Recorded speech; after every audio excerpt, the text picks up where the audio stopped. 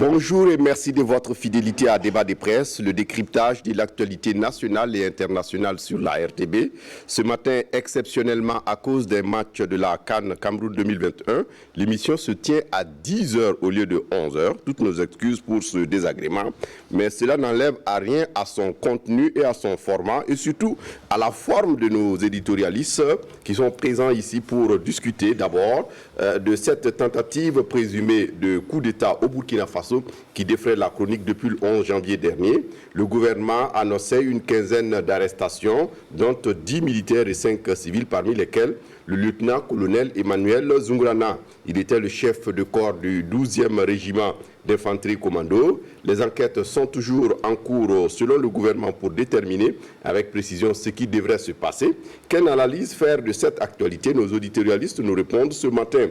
Et ce matin également, les chefs d'État et de gouvernement des pays de la CEDEAO, la communauté économique des États de l'Afrique de l'Ouest, ont adopté il y a une semaine de lourdes sanctions contre le Mali en réponse au retard pris dans la tenue des élections après une transition de 18 mois. Ces sanctions de la CEDEAO contre le Mali qui ne passent pas dans l'opinion au Mali et dans la sous-région. Vendredi, une gigantesque manifestation contre ces sanctions et dans le but de montrer leur soutien aux autorités de la transition a été organisée dans les rues de Bamako. Comment comprendre ces sanctions impopulaires dans la population dans la sous-région et au Mali? On en parle dans cette émission et dans cette émission, le report des élections municipales au Burkina Faso, décidé par le gouvernement burkinabé et acté par les partis politiques. Quelles sont les conséquences d'une telle mesure sur la gestion des communes au Burkina Faso? Que fera-t-on à présent?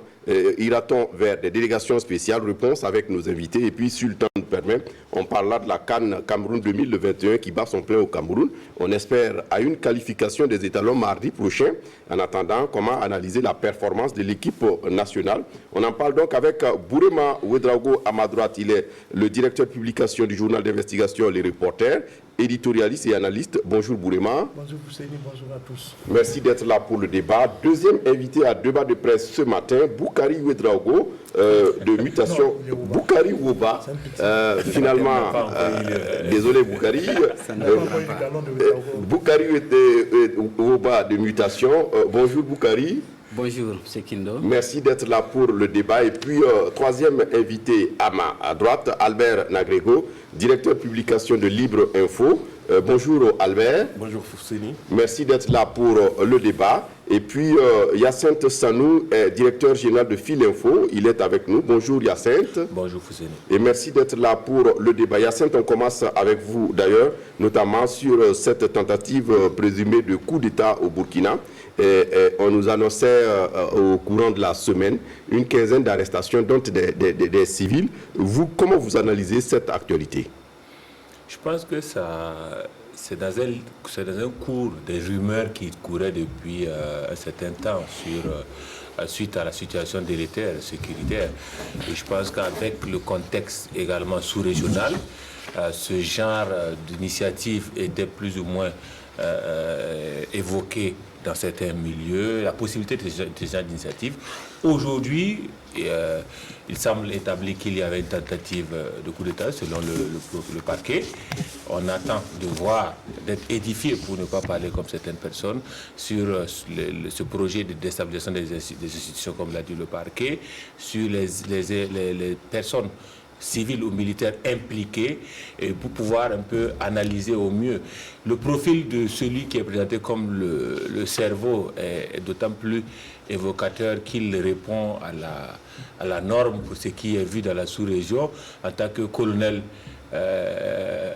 en tout cas de l'armée burkinabé, avec cette spirale des clans de colonels pushistes en Guinée et au Mali. Il était également dans la création d'une force spéciale, la force spéciale Mamba, quand on connaît également le profil de ceux-là qui ont pu prendre le pouvoir au Mali et en Guinée.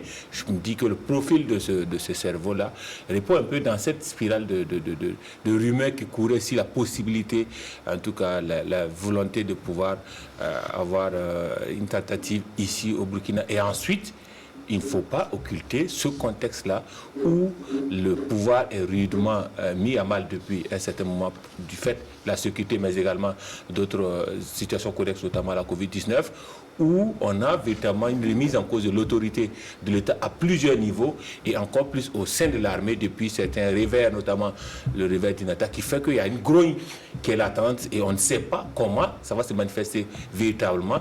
Et aujourd'hui, en tout cas, c'est dans ce magma-là de situation sécuritaire, de profil des individus qu'il faut loger cette tentative de coup d'État. Toujours est-il que, comme toutes les tentatives, malheureusement, de coup d'État qui ont le Burkina, les informations filtrent très peu. Il y a très peu d'informations qui filtrent. Il faut attendre des communiqués sporadiques de certaines institutions pour comprendre. Jusqu'à aujourd'hui, on a un cas qui est toujours patent, c'est celui du projet de soulèvement populaire dont était accusé le colonel Auguste Denis Barry. Il a été libéré après 8 mois.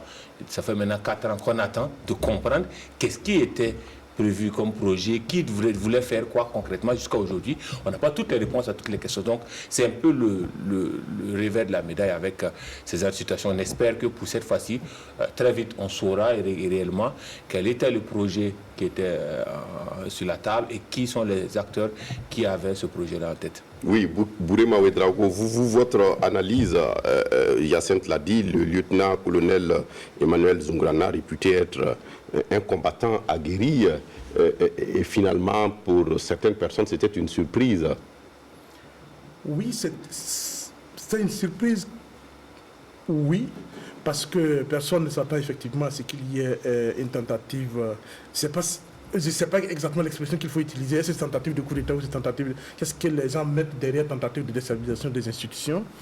Parce que ça peut ne pas signifier forcément un coup d'État aussi. Ça peut signifier aussi effectivement qu'on tente de créer une situation de chaos, pas forcément pour prendre le pouvoir, mais peut-être aussi pour créer d'autres situations.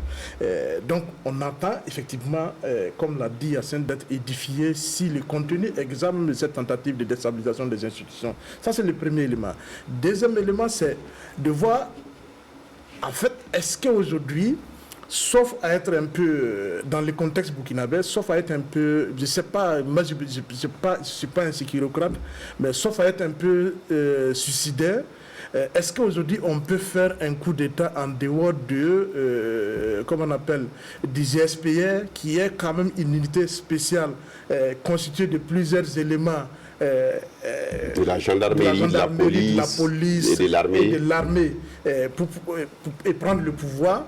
Sauf si, effectivement, on a des complicités à l'intérieur. Peut-être que tout ça, on attend d'être édifié. Mais en même temps qu'on se pose des questions, effectivement, comment on peut essayer de prendre le pouvoir par les armes dans ce contexte, alors qu'effectivement, même avec des institutions qui semblent fonctionner, on a du mal à sortir le pays du chaos vers lequel on est en train de plonger. On se demande, est-ce qu'effectivement un coup d'État, c'est pas davantage, c'est pas créer davantage de conditions pour le chaos. Et si peut-être c'était le signe que beaucoup demandent, puisque par rapport à la stagnation de la situation, certains estiment... J'en venais. C'est vrai qu'on est dans un contexte effectivement où les Burkinabés, ou beaucoup de Burkinabés, en tout cas quand on se réfère à ce qui se passe sur les réseaux sociaux, il y a pratiquement des appels ouverts au coup d'État sur les réseaux sociaux. Donc ça, aujourd'hui les Burkinabés sont tellement découragés de la gouvernance du pays qu'on applaudit n'importe quel kidam qui viendrait effectivement à donner l'espoir d'un changement. C'est ça le drame de ce pays. Et si on y prend garde, aujourd'hui on parle de tentative, mais si ça continue comme ça, moi j'ai bien peur que les institutions ne puissent pas tenir dans cette situation pendant encore 4 ans. Il faut faire quelque chose pour sauver les institutions. Pour faire quelque chose pour sauver les institutions, il faut que l'autorité se décide enfin à gouverner le pays. Et tant que le pays ne sera pas gouverné, on n'est pas à l'abri de telles tentatives. Et moi j'ai bien peur que ce ne soit pas la dernière. A contrario aussi, je m'interroge si effectivement ces fameuses tentatives de déstabilisation des institutions ne sont pas une sorte de trouvailles magiques pour certains acteurs politiques ou militaires, de mettre à l'écart des jeunes officiers qui pourraient être gênants ou qui sont insoumis et qui ne sont pas d'accord avec la façon dont les choses sont gouvernées, que ce soit où la sécurité, la question du secteur de la sécurité est gouvernée aujourd'hui. Ça peut être aussi parce que quand on prend Denis Barry, qui a subi le même cas, on sent que ce n'est pas un militaire, ce n'est pas les gens d'officiers qui se conforment, qui serrent les fesses pour suivre parce que les gens ont dit il faut suivre. Et c'est quelqu'un qui exprimait effectivement son opinion par rapport à la façon dont le secteur de la sécurité est gouverné. Et il semble également aussi que le lieutenant-colonel Zungurana, c'était quelqu'un qui n'avait pas forcément sa langue dans sa poche et exprimait son désaccord par rapport à certaines positions aussi. Donc est-ce que ça ne fait pas de lui aussi, ça ne l'a pas exposé aussi au courroux des politiques ou de la hiérarchie militaire? C'est autant de questions qu'on se pose aujourd'hui. C'est pourquoi je dis aujourd'hui que si cette tentative de coup d'État, il faut impérativement qu'on fasse toute la lumière et que ce ne soit pas un moyen en 2022, en tout cas dans le contexte actuel aujourd'hui, pour écarter de valeureux soldats, de valeureux officiers et de les détruire. Parce que quand vous regardez aujourd'hui quelqu'un comme Denis Barry, on l'a pratiquement anéanti. Et pour rien. Je suis tenté de le dire, parce que si 4 ans, on nous a promis qu'on allait être édifié, mais on ne voit rien. Qu'est-ce que concrètement on reproche à Denis Barry? Qu'est-ce qu'il a fait? On attend de voir. Maintenant, aujourd'hui, comme on parle de tentative de déstabilisation, on ne peut pas se mirer derrière les secrets militaires ou quoi. Les institutions, ça concerne l'ensemble du peuple. Et il faut effectivement qu'on fasse toute la lumière sur cette affaire. Parce que dans le contexte où on a tellement besoin de tous nos valeureux officiers qu'il n'est pas normal qu'on permette effectivement à certains de pouvoir utiliser des subterfuges pour mettre d'autres à l'écart. Boukari Ouba. Oui, c'est un événement qui peut-être a une dose de surprise, mais n'est pas aussi surprenant que ça, parce que tout est question de contexte. Lorsqu'on regarde la situation dans laquelle le pays se trouve depuis au moins 2015-2016, et encore quand on regarde les récents événements, donc la fin d'année 2021 jusqu'à aujourd'hui, on se rend compte que véritablement on est dans une situation où le pays même déjà est déstabilisé. Pour un pays qui est déstabilisé, où il n'y a que pratiquement les institutions qui sont là, qui permettent de penser qu'effectivement tout fonctionne normalement, il ne faut pas s'étonner à ce qu'il puisse avoir n'importe quelle tentative, comme ce qu'on évoque actuellement, à savoir donc cette tentative de coup d'État. Avant de parler du coup d'État, récemment, ce qui était beaucoup plus évoqué, c'est des appels à la démission du chef de l'État, chose déjà qui n'était pas bien ressenti de la part des gens de pouvoir, voilà, qui prenaient ça déjà comme une tentative de déstabilisation. Ils appelaient ça carrément un coup d'État, alors que là, il faut établir nettement la différence. Je ne vois aucun mal à ce que des citoyens d'un pays puissent appeler à la démission d'un chef d'État. Pour moi, c'est loin d'être antidémocratique, c'est loin d'être un fait anti-républicain. Par contre, ce dont on parle aujourd'hui, c'est nettement quelque chose à regretter et à condamner fermement, donc à savoir donc une tentative de prise de pouvoir par des militaires, si cela venait à être confirmé. Parce que les collègues l'ont dit tout à l'heure, il faut aujourd'hui avoir beaucoup de réserves lorsqu'on parle de tentative de déstabilisation des institutions. Quand bien même on a pu mettre des gens aux arrêts, nous attendrons toujours jusqu'à ce qu'il puisse avoir un procès et que le procès effectivement vienne nous situer tous sur la véracité des faits qui sont reprochés. Donc, mais même avant ce procès, on voit par exemple que Internet est ralenti, on n'a pas beaucoup d'informations qui filtrent, et donc est-ce que tout ça c'est rassurant? Oui, malheureusement, c'est loin d'être rassurant. C'est ce que j'ai décrivé tout à l'heure comme étant le contexte. On peut évoquer plusieurs éléments de contexte aujourd'hui qui sont de nature justement à créer des frustrations et véritablement des frustrations inutiles. Parce que le pouvoir, le régime pour gouverner en paix n'a pas besoin de tout ça. Quand vous coupez Internet, moi peut-être qui n'avait rien à voir avec tout ce que vous craignez, finalement, vous me mettez à dos. C'est ce qui est en train de se passer. Et ça amène des gens à penser qu'effectivement, ceux que nous avons en face n'ont pas les capacités, les moyens de gouverner le pays et qu'il y a lieu effectivement de demander leur départ, sinon même que de les faire partir par n'importe quel moyen, parce qu'eux aussi, ils utilisent des moyens qui ne sont pas aujourd'hui des moyens loyaux, qui ne sont pas des moyens dans une véritable démocratie, dans une véritable république pour gouverner. Or, on nous fait la force avec ça. Donc, dans le forcing, effectivement, il est normal que prévu par la loi. Non, prévu par la loi. La loi, on l'utilise comme on veut. Voilà. Une loi ne peut pas prévoir qu'on puisse priver des citoyens massivement et aveuglement d'un droit, notamment le droit à l'information, par exemple, à la limite le droit à l'expression, parce que c'est ce que nous vivons aujourd'hui avec ces coupures d'Internet, où on ne prend même pas la peine d'informer les citoyens de ce qui se passe ou bien de qui a fait quoi. Donc pour revenir véritablement au coup d'État, on ne peut que regretter cela, on ne peut que condamner cela, mais il y a lieu d'attirer l'attention des autorités sur leur façon de gouverner qui ne rassure pas et qui au contraire risque de leur créer plus de problèmes que de solutions. Parce qu'on ne peut pas tenir dans ces conditions-là pendant 3 ans, pendant 4 ans. Vous allez continuer à vous créer des ennemis, des adversaires, et que tôt ou tard, vous risquez de créer quelque chose qui va vous emporter. C'est ce qui s'est passé quand on regarde autour de nous dans la sous-région, parce qu'il ne faut pas isoler ce qui est en train de plus ou moins de se passer au Burkina, ou bien cette tentative d'échec-là, Yassine l'a évoqué. Ça s'inscrit aussi dans un contexte régional ou sous-régional. Quand vous avez des militaires au pouvoir au Mali, vous avez des militaires au pouvoir en Guinée, un peu plus loin de nous au Tchad, en Soudan, c'est toujours une situation de coup d'État qui est là. Donc, il y a un contexte absolument. Il y a un contexte qui est là, qui est favorable donc au retour des militaires au pouvoir, et donc des gens peuvent tenter de déstabiliser les régimes en place et de prendre le pouvoir. Or, ce qu'on constate, c'est qu'on n'est pas sûr que le lieutenant-colonel qui est mis en cause avait les moyens d'arriver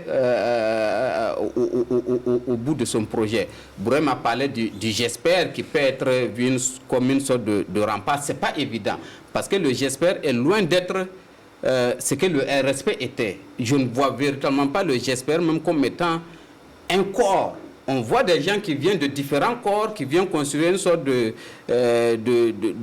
groupuscule, donc des hommes qui sont là pour sécuriser des personnalités, mais il n'y a pas une sorte d'homogénéité et d'entente même au sein du GESPER. Vous connaissez la guerre qu'il y a entre nos bérets rouges, nos gendarmes, nos policiers. Or là, c'est eux qu'on a mis ensemble là-bas pour sécuriser donc les institutions. Donc, ce n'est pas suffisamment un rempart solide de mon point de vue pour prévenir d'un coup d'État. Sauf que l'élément qui a tenté ce coup d'État-là, il est aussi suffisamment isolé pour que moi, je ne puisse pas croire que son projet puisse aboutir.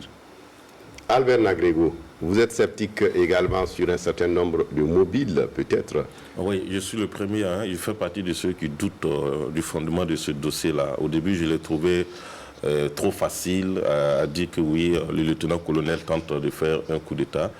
Je ne suis pas sur l'enquête, mais quand je regarde l'ensemble des faits, je me dis aujourd'hui que ça s'apparente beaucoup plus à un acharnement contre la personne. Parce que c'est quand même un officier supérieur qui fait partie des officiers les plus respectés de ce pays-là en termes de lutte contre le terrorisme. Et j'ai dit, c'est quelqu'un qui a dirigé le Front Nord dans la lutte contre le terrorisme. Et quand vous causez avec les gens de la région du Nord, on vous dira qu'il est très bien connu pour sa bravoure. Son courage également, parce qu'il a eu des faits quand même remarquables. Le démantèlement de la base de Tougbouli vers la frontière du Mali le 28 juillet 2021 avec Laguilloro, avec qui il était très complice d'ailleurs. Et ce monsieur qui passe le commandement le 21 décembre 2021, à moins de 1 mois, il est accusé de tentative de coup d'État. Il était à la tête également du 12e RIC, le régiment d'infanterie commando, qui est basé à Ouaïga également. Et le lieutenant-colonel, c'est pas moins de 800 hommes qu'il commande. C'est quand même des centaines de soldats qu'il commande. Donc certainement qu'il a eu le temps de se faire, en tout cas, une bonne équipe de soldats dans la région du Nord là-bas, et puis le 12e RIC, tout. Est-ce qu'aujourd'hui, son départ à la tête du 12e RIC, ça peut constituer un danger pour le pouvoir pouvoir, où il peut penser que des gens qui sont loyaux à lui, peut-être vont se retourner dans la lutte contre le terrorisme, parce qu'on se demande aussi parfois comment interviennent les changements à la tête des commandements.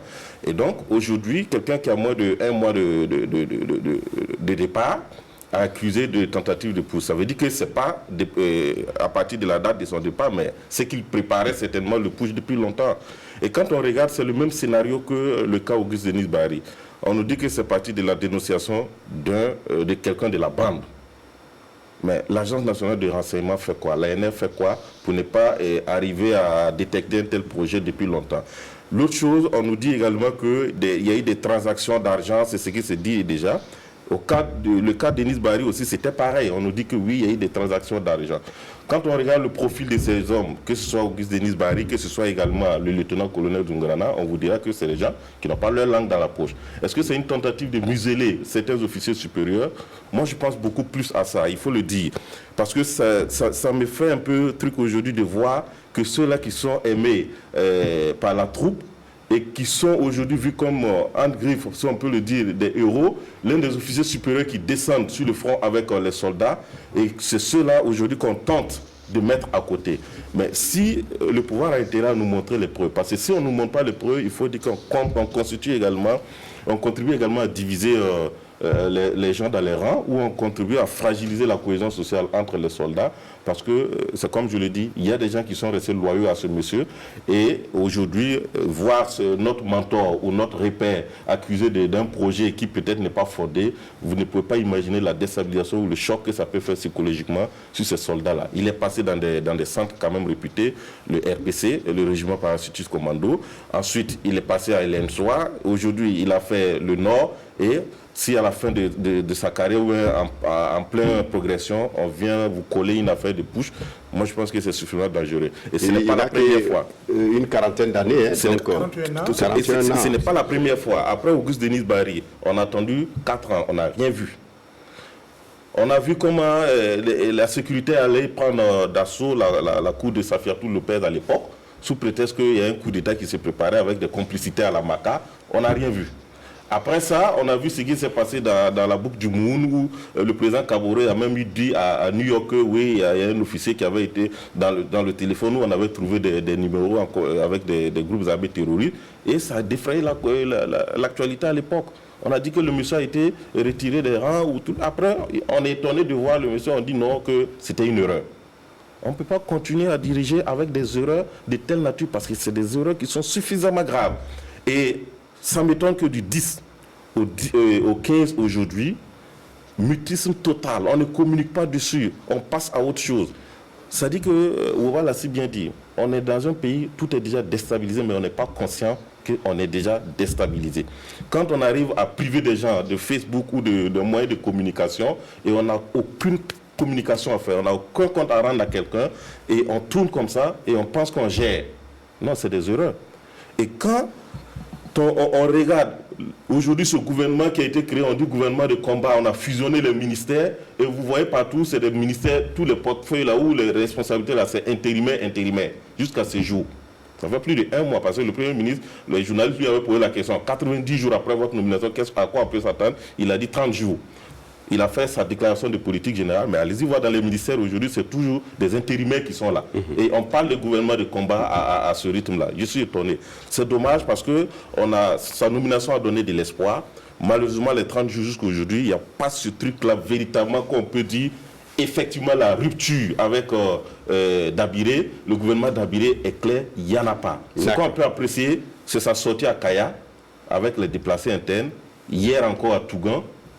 Et puis il allait voir aussi les blessés de... Sinon, on continue toujours avec la même manière de faire avec... D'accord. On a vu nos confrères qui ont révélé de l'événement qui parle des nominations au ministère de la Sécurité. Et ça également, c'est des choses à mettre en cause, parce que c'est un ministère qui a été fusionné, et tout de suite on est passé à des nominations de directeurs de marché public, de directeurs généraux, de police, de directeurs régionaux, de ceci ou de cela, et pendant que les autres ministères attendent encore d'adopter des organigrammes. Donc, c'est quoi?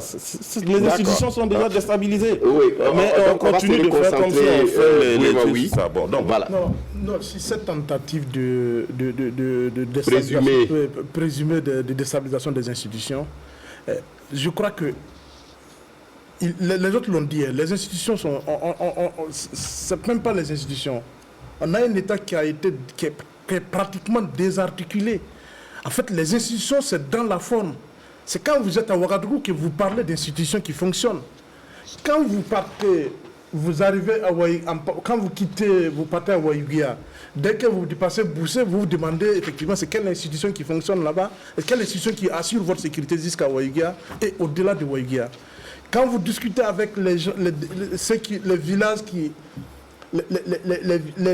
quittent les villages, qui fuient, qui sont à Ouaïguia, quand on attaque l'aérodrome de Ouaïguia, quand on dynamite la direction provinciale de la police du Sourou, les institutions sont pratiquement déstabilisées. Et c'est là où on attend justement l'État pour restaurer, pour sauvegarder les institutions. Mais moi je dis, j'insiste, tant qu'on ne va pas restaurer l'autorité de l'État sur tout le territoire national, tant que le pays ne sera pas gouverné comme il se doit, il ne faut pas qu'on se trompe. Il y aura toujours des tentatives similaires. Maintenant, est-ce à dire effectivement, ce n'est pas pour autant, ce n'est pas pour dire que nous applaudissons, nous cautionnons les coups d'État. Mais nous sommes dans un contexte où effectivement, il y a un environnement global où les citoyens refusent de plus en plus de subir durablement l'irresponsabilité ou l'incompétence des autres quand ils n'assument pas les parts de responsabilité dans la conduite des affaires publiques. Et tant qu'on ne le fait pas, on a beau quadriller tout ce qu'on veut, ça ne peut pas nous prémunir effectivement de cette déstabilisation. Nul ne peut se prémunir de sa propre turpitude. Je vais terminer sur cette question en disant que ce que cette affaire-là là où cette affaire nous interpelle, il faut que l'ensemble des Burkinabés prennent cette affaire au sérieux. Ce n'est pas une affaire du gouvernement, ce n'est pas une affaire du tribunal militaire, c'est une affaire de l'état de droit. C'est une affaire de l'ensemble des Burkinabés et on doit effectivement veiller à ce que pour une fois, cette affaire de déstabilisation des institutions ne soit pas comme on balance comme ça et puis après il n'y a rien. Il faut qu'il y ait quelque chose. Qu'on nous dise exactement c'est quoi les actes qui ont été posés qui sont de nature à déstabiliser ou en tout cas à tendre vers la déstabilisation de l'État. Et quel était le projet? Parce qu'en fait, quand on regarde, quand on dit c'est une dizaine de militaires, dont un officier et puis 7 sous-officiers et un militaire de rang. Bon, moi je ne suis pas militaire, je ne fais pas de coup d'État. Des soldats qui étaient proches avec lui à Ouaïguia. Voilà, je ne suis pas militaire, je ne fais pas de coup d'État, je ne sais pas ce que c'est qu'un coup d'État, mais est-ce qu'on fait un coup d'État avec 2 officiers, 7 sous-officiers, 2 civils? Non, en fait, franchement, il faut qu'on commence à... Moi, le pire ici, c'est que vous voyez de plus en plus la confiance entre l'État et puis les gouvernés, les populations. Cette confiance-là s'effrite au jour le jour. Quand vous voyez, par exemple, l'annonce fait déjà le communiqué, personne ne croit véritablement à ce fameux communiqué ou à cette fameuse tentative de push. Et c'est dangereux quand, entre les dirigeants et puis les gouvernés, on ne croit plus à la parole de l'autorité. La parole de l'autorité ne fait plus foi, ne vaut absolument rien. Mais vous devez vous rendre compte que vous êtes à une situation de déchéance totale et il faut travailler à ramener cette confiance-là avec les gouvernés, sinon on va droit dans le mur. Malheureusement, aujourd'hui, c'est encore trop tard de dire que le pouvoir tâtonne, mais il faut reconnaître qu'on tâtonne toujours. Et ce tâtonnement-là, il est très grave. J'ai vu le Conseil des ministres passer où on dit qu'on va adopter un plan de communication gouvernementale ou je ne sais pas, il faudrait un projet d'adoption de communication. Un consultant qui a élaboré une stratégie de communication gouvernementale et le ministre de la Communication a fait le point au Conseil des ministres. Est-ce que depuis 2016, aujourd'hui, on est dans cette situation où on est embourbé, là, on est dans le bourbier, c'est ça. On parle d'adoption de communication gouvernementale, je ne sais pas, pour venir nous dire quoi. Je ne sais pas véritablement l'impact que ça pourrait avoir si on n'a pas... Il est trop tard pour bien faire. Donc. Non, au moins, on peut rendre justice au ministre actuel de l'avoir fait en 1 an. En 5 ans, tout le monde a critiqué aussi, pendant tout le premier mandat, on a critiqué la cacophonie, ou du moins en tout cas la mauvaise communication gouvernementale. Et on espère en fait effectivement, s'ils ont une stratégie, tout comme ils annoncent avoir une stratégie de lutte contre le terrorisme, quelles sont les stratégies qui vont nous sortir de là où nous sommes? Mais cette stratégie a été annoncée par les 2 ministres depuis avant le départ de l'ancien Premier ministre Dabiré, le projet devait être transmis à l'Assemblée nationale. Dans un contexte de crise ou de guerre, on adopte la stratégie en Conseil des ministres. Mais jusqu'à présent, il n'est même pas encore allé à l'Assemblée. En temps, on a appris qu'ils ont soumis ça à une institution en Algérie, de lutte contre le terrorisme en Algérie, qui a bien apprécié, qui a trouvé que c'était bien. Et puis après, on a mis de côté. D'accord. On essaie de faire sur place, de régler des problèmes urgents ou bien immédiats. Et puis, au jour le jour, on continue Très rapidement, pour aller vite, Boukari Woba pour qu'on puisse... Vous avez quoi avec Ouedraogo? Désolé, Boukari Woba. Vous voulez me déstabiliser justement? Il n'y a aucune intention de déstabilisation. Non, c'est bien Boukari Woba. Non, ce que je constate, c'est que vous le voyez, il y a quand même un fort scepticisme par rapport à cette affaire de coup d'État-là. Et ce serait très regrettable que cette affaire-là soit une affaire Auguste Denis Barré bis. Parce qu'il n'est pas normal qu'on ait pu évoquer une tentative de coup d'État, quelque chose qui est suffisamment grave. On l'a dit sur ce plateau, c'est suffisamment grave, un coup d'État. Et qu'il y ait effectivement une tentative de coup d'État. Et que les autorités vont jusqu'à arrêter des gens, les détenir, les auditionner. Auguste Denis Barré, lui, il avait fait 8 mois de détention avant d'être remis en liberté. On se pose est-ce que l'affaire est classée? Est-ce que l'affaire est toujours pendante devant la justice? On ne sait pas où est-ce qu'on en est avec l'affaire. Pour quelque chose qui s'est passé, ça devait être en décembre 2017. Et aujourd'hui, on vient nous parler d'une nouvelle tentative de coup d'État. La première des choses, c'est qu'en tant que président, en tant que pouvoir, on doit pouvoir se remettre en cause. Parce que si en l'espace de 5 ans, vous faites l'objet de 2 tentatives de coup d'État, quelque part, il y a aussi un problème de légitimité. Parce qu'il y a bien sûr l'adhésion de la population, mais il faut même avoir la confiance même de son armée. Un chef d'État qui n'a pas la confiance de son armée dans un contexte de guerre, c'est que ça pose problème. Donc, véritablement, j'en appelle à nos autorités à prendre réellement conscience du fait que le problème ne se situe pas forcément au niveau des autres. Ce n'est pas les autres le problème, c'est nous le problème, c'est eux le problème en tant que gouvernement, en tant qu'autorité, de pouvoir d'abord créer cette confiance-là des populations envers ces autorités et des militaires envers ces autorités. Parce qu'on a parlé de... ils ont créé un concept trinitaire. Ça a été évoqué dans le cadre de la stratégie nationale de lutte contre le terrorisme, à savoir que donc il doit avoir une forte adhésion entre gouvernement, population, armée, gouvernement, ainsi de suite. Et aujourd'hui, ce lien trinitaire-là, il n'existe pas. L'armée n'a pas confiance aux autorités. Et les autorités, en retour, n'ont pas confiance à l'armée. Parce que vous voyez très bien ce qui se passe. Les populations n'ont pas confiance aux autorités. Même ces autorités aussi, on dirait, n'ont pas confiance à ces populations. Parce que quand on coupe Internet, c'est justement parce qu'on n'a pas confiance à la population. Quand la population demande à manifester pacifiquement et qu'on interdit les marches, c'est parce qu'on n'a pas confiance à la population. Mais un pays où il y a une méfiance jusqu'à ce niveau-là, comment est-ce qu'on peut faire face à un ennemi commun qui est censé être qui sont censés être des terroristes? Ça pose problème. Okay, on va certainement surveiller. Pour terminer, oui. Je pense que cette affaire-là doit être tirée au clair, au plus tard dans un délai de 1 mois. On doit pouvoir juger une affaire comme celle-là. À la limite, c'est une affaire de flagrant délit. Donc, on présente les intéressés devant des tribunaux et que la vérité sorte. Si effectivement ils sont reconnus coupables, mais ils emporteront leur peine. Au cas contraire, effectivement, je crois que c'est le régime qui prendra un coup. Parce que la rupture de confiance a véritablement commencé justement avec cette affaire de Auguste Denis Barré. À l'époque, on attendait tous d'être édifiés. Et jusqu'à présent, on attend d'être édifiés. Deuxième sujet de débat, c'est le Mali, Bourema Ouedraogo, où on le voit des sanctions contre le régime malien qui met du retard dans la tenue des élections. Après une transition de 18 mois, ils veulent s'octroyer une autre transition de 5 ans, je crois. Et pour les pays de la CEDEAO, les chefs d'État de gouvernement et les chefs d'État et de gouvernement, c'est inadmissible. Et vous, votre analyse, on le voit aussi, les populations, qu'elles soient au Mali ou à l'extérieur du Mali, apparemment n'apprécie pas très bien ces sanctions. Je crois que ce qui est la réaction des populations justement ouest-africaines en général et maliennes en particulier par rapport aux sanctions de la CEDEAO aussi le Mali, en fait, est la traduction justement de la crise profonde de confiance, ou en tout cas la crise de la démocratie de façon générale en Afrique.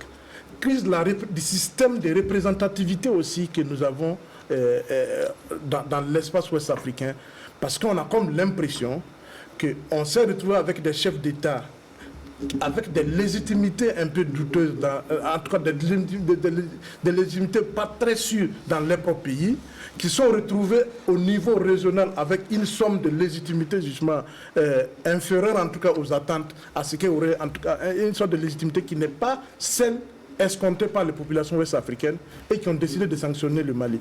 En fait, le problème, c'est pas tant que les gens sont d'accord pour les 5 ans de transition ou pour la junte au Mali, c'est surtout que les gens se disent, aujourd'hui, voilà une junte militaire qui a donné un pouvoir,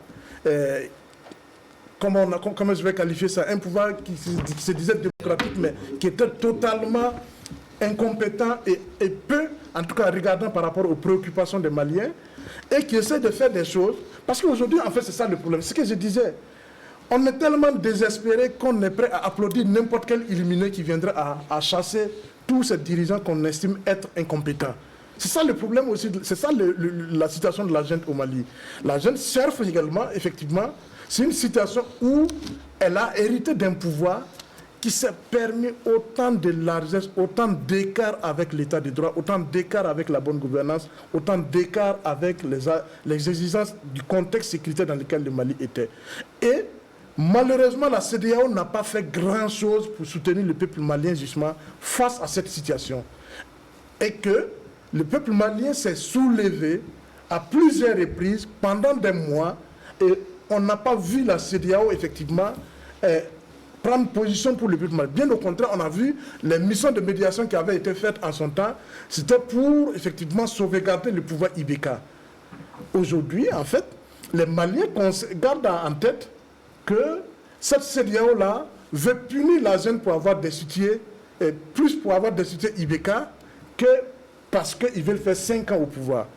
Et mieux, et il y a le fait aussi que les sanctions sont extrêmement lourdes. On veut pratiquement asphyxier le peuple malien, si je peux m'exprimer ainsi. Parce que ce qui se passe aujourd'hui, ceux qui vont en partir par rapport à cette sanction-là, ce n'est pas Goïta et ses colonels et ses autres colonels. C'est le citoyen lambda malien qui va en partir. Maintenant, est-ce qu'il n'y avait pas une forme de sanction qui permettait effectivement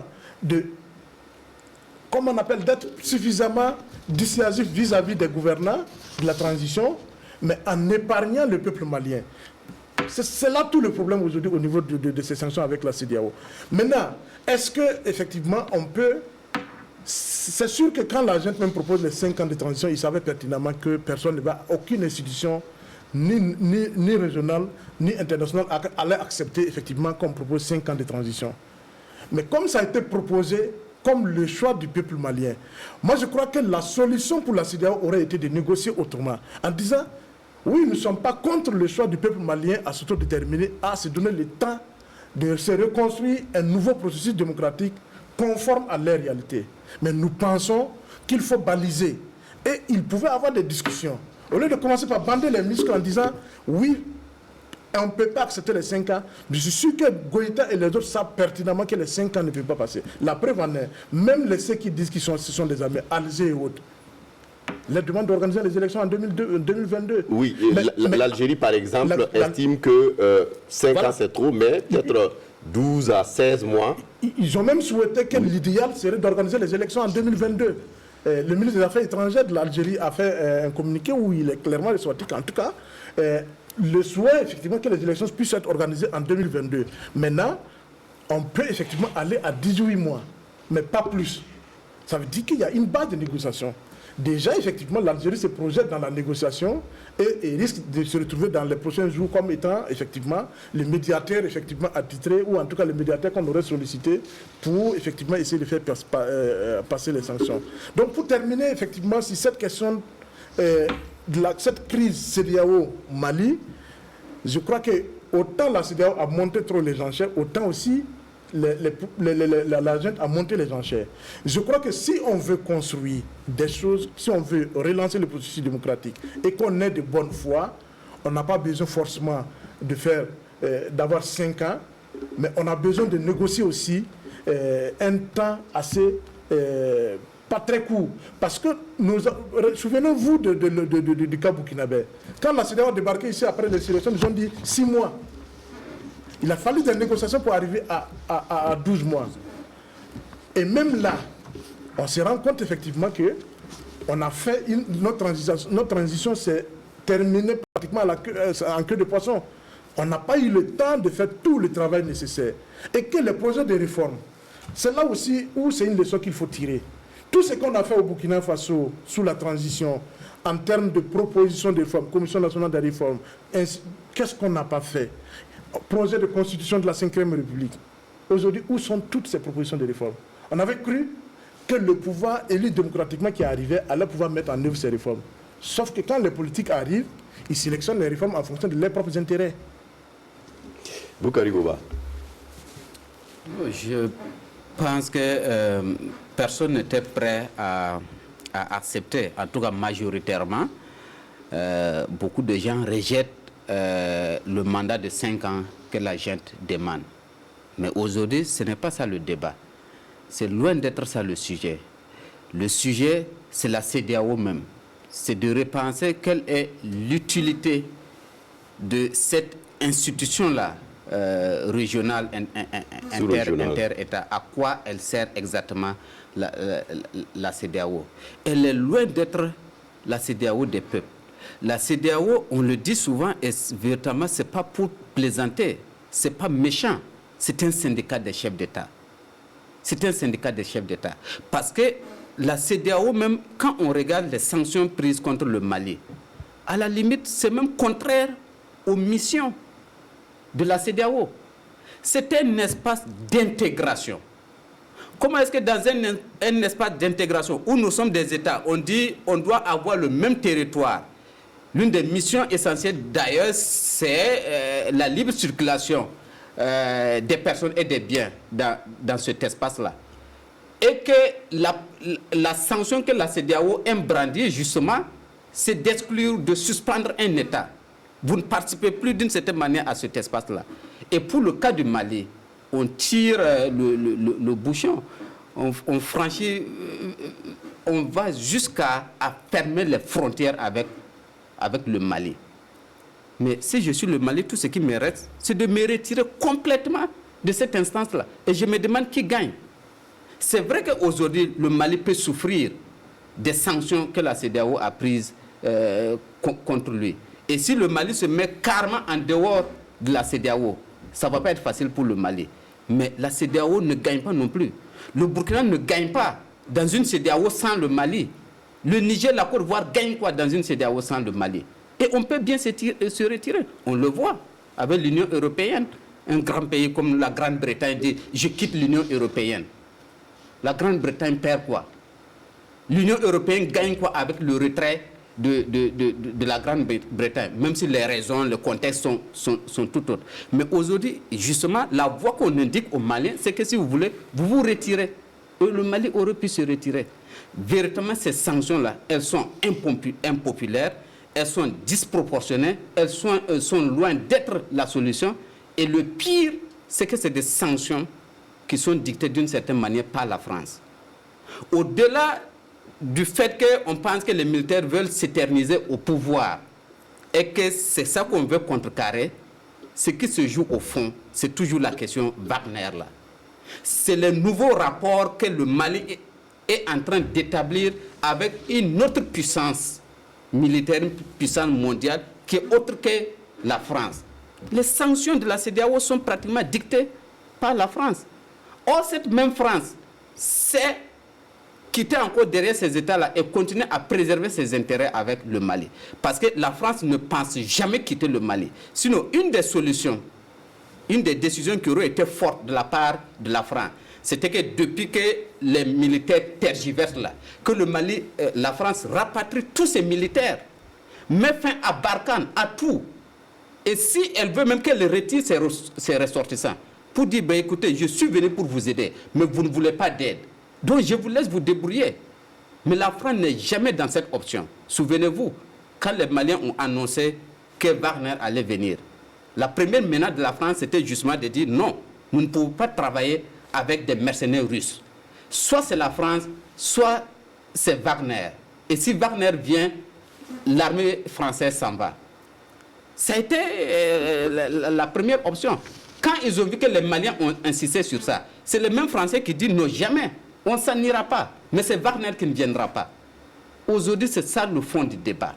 Ce n'est pas que le fait que les militaires veulent rester au pouvoir. Sur la question du temps qu'il faut à une transition, c'est peut-être parce que c'est une transition militaire que ça pose problème à beaucoup de gens. Mais aujourd'hui, on peut bien se poser la question. C'est quoi la différence fondamentale pour les intérêts des populations? C'est quoi la différence fondamentale entre les régimes que nous appelons démocratiques là et les pouvoirs putschistes? C'est quoi la différence? Je veux bien le savoir. Vous prenez un régime comme le régime de Condé que les militaires ont fait tomber. Vous prenez un régime comme celui de Ibeka que des militaires ont fait tomber. Ces régimes-là ont changé quoi à la situation de ces populations-là?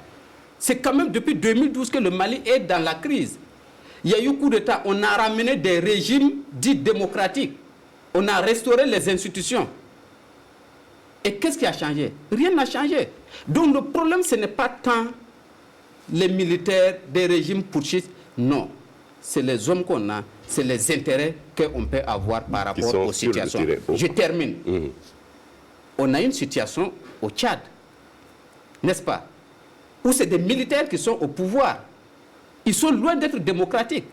Quand Idriss Déby tombait au front, tout le monde savait comment devait se faire la dévolution du pouvoir selon les principes démocratiques. C'est le président de l'Assemblée nationale qui prend le pouvoir. S'il ne le veut pas, il doit avoir un vice-président à l'Assemblée nationale, quitte à ce qu'on organise des élections pour élire un nouveau président à l'Assemblée nationale qui prend le pouvoir. Mais ça doit être tout sauf un militaire, soit-il le fils du président qui est tombé. Parce que ce militaire-là n'a jamais été élu par les Tchadiens. Mais il s'est fait président. Il a été adoubé, investi par toute cette communauté internationale-là. Les chefs d'État de la CEDEAO étaient à l'investiture de ce jeune Déby fils. La France y était. Le président français même s'est rendu au Tchad, à N'Djamena. On l'a investi. Je vous pose la question. À quand les élections au Tchad pour ramener la démocratie? C'est pour quand? On prend un fils, on met au pouvoir qui doit terminer le mandat de son père. Et ça, c'est la démocratie. Et au Mali, un pouvoir qui avait totalement failli et qui est tombé. Pas parce qu'il y a eu coup d'État, parce que Ibeka devait d'une manière ou d'une autre tomber. Parce que justement, comme nos régimes ont l'armée avec eux, on se rend compte que toujours dans le dernier carré là, c'est l'armée qui vient dicter sa loi, comme ça s'est passé au Burkina. C'est un soulèvement populaire, mais à la fin, ce sont les militaires qui se sont imposés. Vous prenez même les printemps arabes. À la fin, c'est finalement l'armée qui siffle la fin de la récréation. C'est ce qui s'est passé au Mali. C'est d'abord un soulèvement populaire, et puis à la fin, l'armée a dû, d'une certaine manière, faire l'arbitrage. Oui, Albert Nagrego, votre réaction sur cette question du Mali? Bon, je pense que tout a été déjà dit, sauf que ici, les gens incriminent beaucoup plus la CEDEAO, mais ils oublient, si le Mali doit sortir aussi, il faut quitter l'UEMOA. Parce que les sanctions que la CEDEAO n'a fait qu'entériner des sanctions prises par l'UEMOA. C'est la marche aujourd'hui des choses. L'UEMOA s'est réuni en sommet extraordinaire le matin, décider des sanctions et monter dans l'après-midi, soumettre à la CEDEAO. La CEDEAO valide et on transmet à l'Union africaine. L'Union africaine prend en compte et puis l'Union africaine envoie à l'Union européenne le Conseil de sécurité des Nations unies. Donc c'est comme ça ça marche. Donc aujourd'hui, la Côte d'Ivoire a joué de sa diplomatie au niveau de l'Union européenne parce qu'on sait bien que c'était l'avis du président ivoirien Alassane Ouattara de durcir les choses. Et effectivement, c'est passé au sein de l'UEMOA. Bon, même si le président Kaboré est le président en exercice de l'UEMOA, c'est là où également on peut dire qu'il a eu une part de responsabilité aussi suffisante dans cette prise de décision-là. Donc,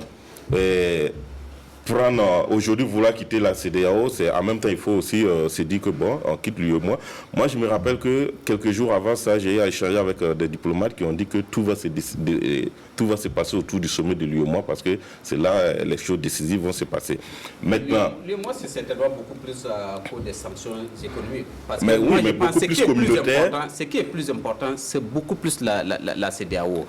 Même sans ces décisions de l'UEMOA, la CEDEAO aurait pu prendre certainement les mêmes sanctions. Je viens. Non, pas les mêmes sanctions, parce que la BCEAO, pour geler les avoirs maliens à la BCEAO, la CEDEAO ne peut pas, c'est l'UEMOA, c'est au sein de l'UEMOA qui cette décision. Donc la plupart des sanctions financières qui concernent effectivement la BCEAO, c'est au niveau, il fallait que le sommet le sommet de l'UEMOA décide déjà de ces sanctions. Sinon, la CEDEAO, il n'y a pas de lien entre la BCEAO et puis la CEDEAO pour que...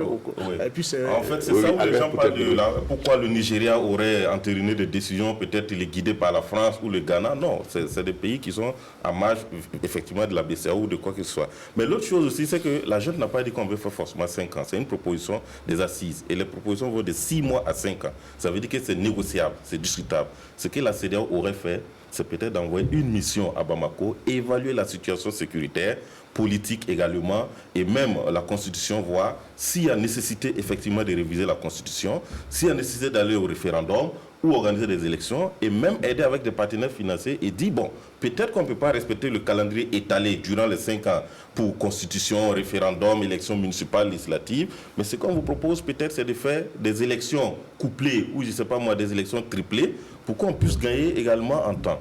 Mais si la CEDEAO ne le fait pas, on sait que c'est une question de vengeance. Et ça, il faut l'accepter. Parce que la CEDEAO aussi n'avait pas digéré l'expulsion de son envoyé spécial à Bamako, qui a été fait sous renfort médiatique partout. On a vu Alpha Barry, à l'époque, ministre des Affaires étrangères, qui est sorti, dire qu'il n'était pas content parce qu'ils avaient trouvé une solution pour faire partie de façon réglementaire leurs représentants au niveau de Mali. Malheureusement, on est rentré dans une question de vengeance. La CEDEAO en veut au Mali, le Mali en veut à la CEDEAO également. Et c'est parti comme ça pour des querelles qui ne vont pas finir tout de suite. Mais l'autre chose aussi qui est très importante, il faut aussi le dire, c'est qu'on a un pays aujourd'hui qui a une adhésion populaire. Aujourd'hui, quand on regarde tout ce qui se passe autour des Maliens, ça donne de l'espoir à la junte, ça leur donne encore confiance dans leur démarche. Et je pense que c'est un moyen suffisamment fort pour faire face véritablement à la CEDEAO. Le président Kaboré, le président nigérien Issoufou et Bazoum, c'est vraiment là où ils n'ont pas, je pense que ce soit les conseillers diplomatiques qui n'ont pas utilisé assez de tact. Vous êtes dans un espace d'insécurité totale, le Mali, le Burkina et le Niger. Vous êtes dans un espace appelé G5 Sahel et vous prenez des mesures comme ça et vous savez très bien que ces mesures-là vont avoir un coup forcément sur le traitement, la lutte contre le terrorisme dans l'espace G5 Sahel, même si ce G5 Sahel n'existe que de nom aujourd'hui. Et encore, vous êtes dans une dynamique avec Barkhane où on est dans une zone de 3 frontières et vous envoyez des sanctions politiques. Vous comprenez que la situation sécuritaire va se détériorer davantage. Donc voilà pourquoi je suis d'accord avec ceux qui disent qu'il n'y a pas que le Mali qu'on punit, mais à la fois également les pays voisins vont ressentir ça d'une manière ou d'une autre. Oui, Hyacinthe, comment certainement peut-être on peut sortir de cet imbroglio créé peut-être par ces sanctions de la CEDEAO et qui sont rejetées par les populations? Je pense que tout est parti de la CEDEAO, tout doit revenir aussi à la CEDEAO, parce qu'il est clair que dans cette prise de décision-là, il a main trop lourde et la main maladroite surtout. Les uns et les autres ont relevé les différents aspects en lien avec ces décisions-là. Maintenant, il y a une rupture qui est en train d'être consommée. Le problème, c'est qu'en face, on est en train de consolider. On a une espèce de deux blocs qui s'opposent. Le clan des colonels putschistes et le syndicat des chefs d'État. L'opinion est en train de pencher dans la balance en faveur de colonels putschistes qui, comme l'a relevé Albert, déjà, dans l'accusation qui est faite, ce n'était pas une proposition de mandat de 5 ans formellement, c'était des propositions sur la table qui vont de 6 mois de plus à décembre 2026. Aujourd'hui, pourquoi les négociations n'ont pas pu véritablement aboutir à un calendrier qui allange les deux parties? Je pense que c'est autant de questionnements qui deviennent à la CEDEAO, encore plus que de façon formelle, l'application de décisions pose problème.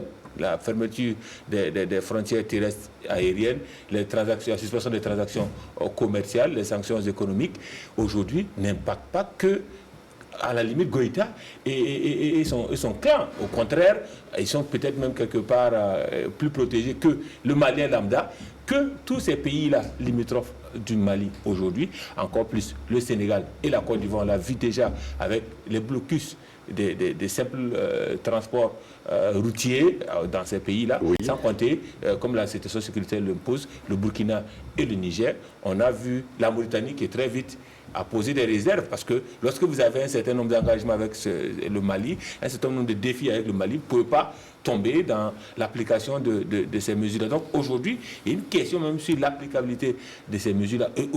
Quelle est la pression que ça va mettre concrètement au régime?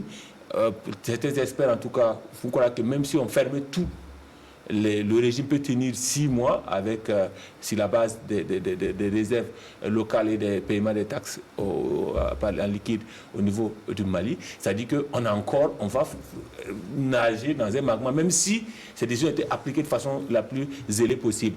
Aujourd'hui, ça pose le problème de la pertinence même des décisions prises et concrètement, où on en est, parce qu'on ne fait que reculer un délai qui était déjà, parce qu'il faut répartir sur la table de négociation, il faut déjà discuter de ces décisions, comment on les assouplit, sur quelle base on les assouplit. Ça prolonge encore le cycle de négociation et ça ne fait que prolonger les délais éventuels de la transition au Mali. Donc je pense qu'on ne sert pas la cause sous-régionale, encore moins la cause du Mali, à travers ces décisions. Et aujourd'hui, la CEDEAO est à un tournant parce que de plus en plus, autant on se pose la question sur les régimes dits démocratiques, la pertinence, et Ouawa l'a évoqué, autant ces institutions-là montrent leurs limites dans certaines prises de décision. D'autant plus que légalement et juridiquement, les décisions prises à Accra sont même contestées parce qu'elles ne répondent pas à tous les textes, même de fondement de la CEDEAO. Donc je pense que c'est véritablement un cas d'école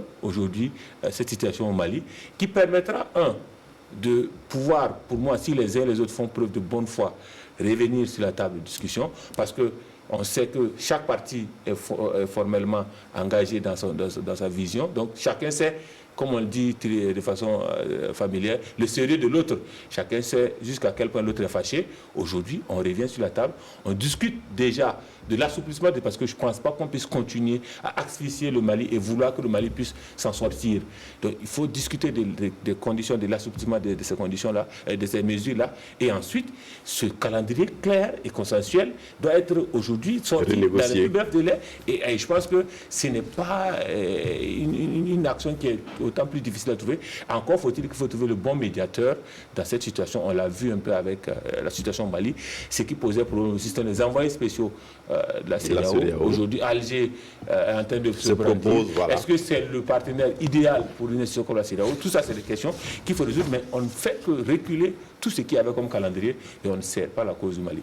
Oui, juste un mot sur le report des élections municipales au Burkina, Boukari, Ouba. Vous, qu'est-ce que vous en pensez? Quelles sont les conséquences que ça peut avoir? Non, on est pratiquement dans le même sujet. Hein.